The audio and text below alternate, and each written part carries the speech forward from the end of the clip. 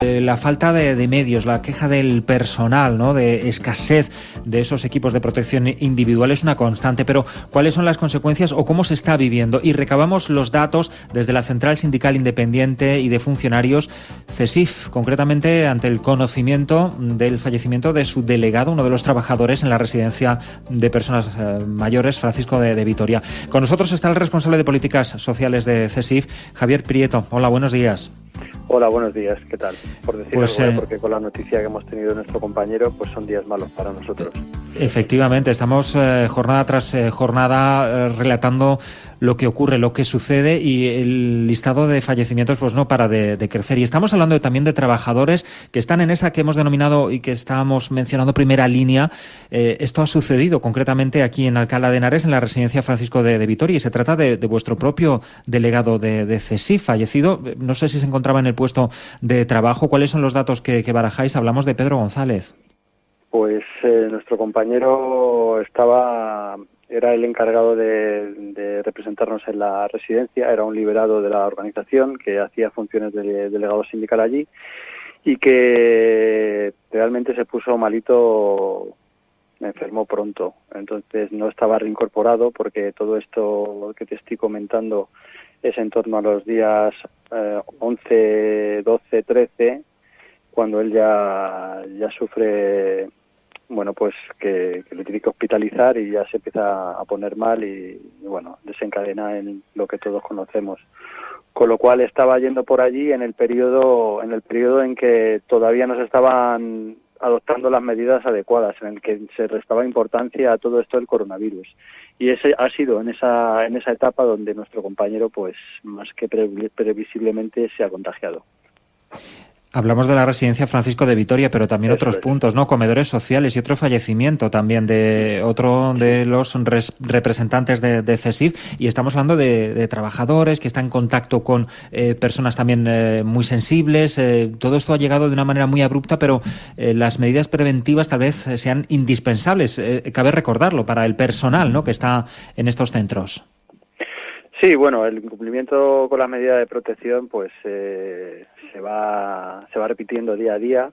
En principio por una falta de previsión de las direcciones y las jefaturas de áreas de los centros. Ahora pues porque también hay una escasez de material y bueno, por lo que nos estamos encontrando es a los compañeros que se fabrican sus propias pantallas, sus propias batas, que se están pidiendo donaciones a entidades que tengan la capacidad de dar. Como te digo, el EPI que se usa es el mismo que tiene cada trabajador cada día, no se están reutilizando constantemente. Y para el resto del personal, pues guantes y mascarillas quirúrgicas que, pues bueno, pues no cumplen con los criterios de protección adecuados.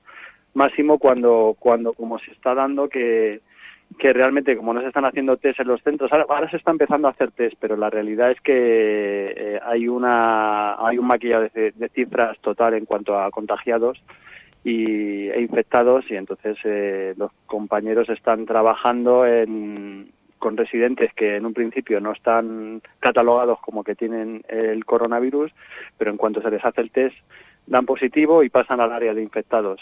Han estado todo ese tiempo trabajando con estos subresidentes y la protección adecuada. Entonces, es normal que bueno, pues como se está dando en esta residencia de Francisco de Vitoria, que la mitad de la plantilla esté de baja, que a los compañeros que se les manda a casa con síntomas se les da la baja, pero por una cuestión de prevención, y cuando vuelven a reintegrarse y reincorporarse al centro no se les hace un test para comprobar si son positivos o no, con lo que esto supone, que es un riesgo para los residentes, para el resto de compañeros. En fin, es un despropósito tras otro realmente.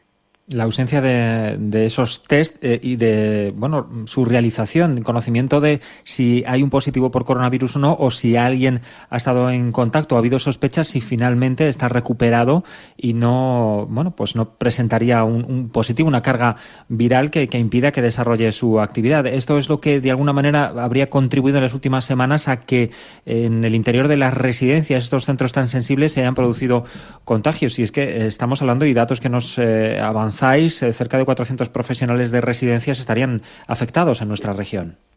Sí, es lógico porque las zonas de aislamiento que se han habilitado en las residencias se ha hecho tarde y mal. Me explico por qué. En concreto en Francisco de Vitoria, pues es el módulo E, el que es el de aislamiento.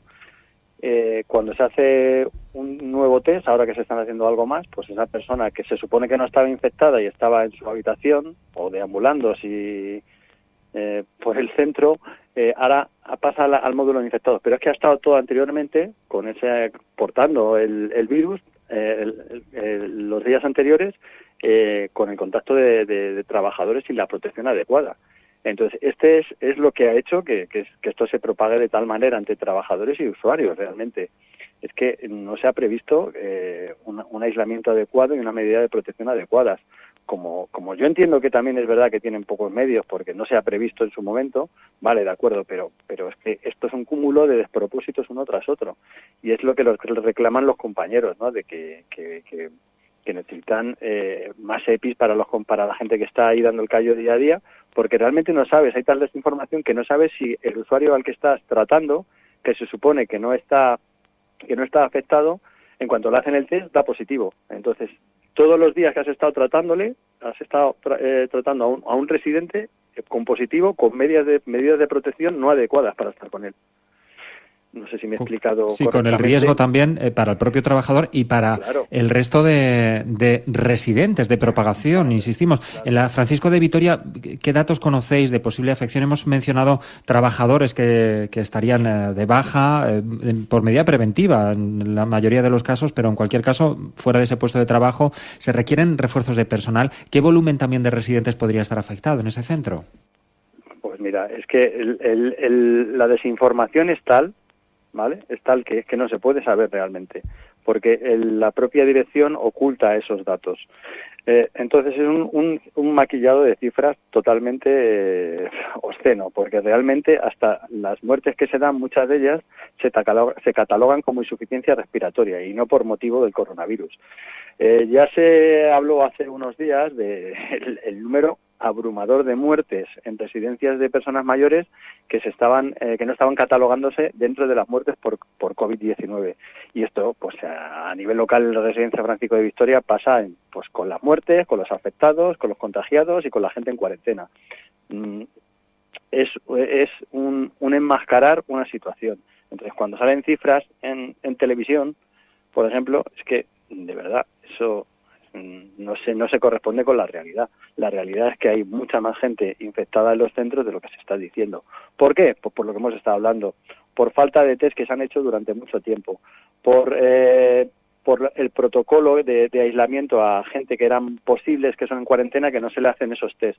Entonces, es que no se puede decir cuáles son las cifras test hasta que no se haga test a todo trabajador y a todo residente.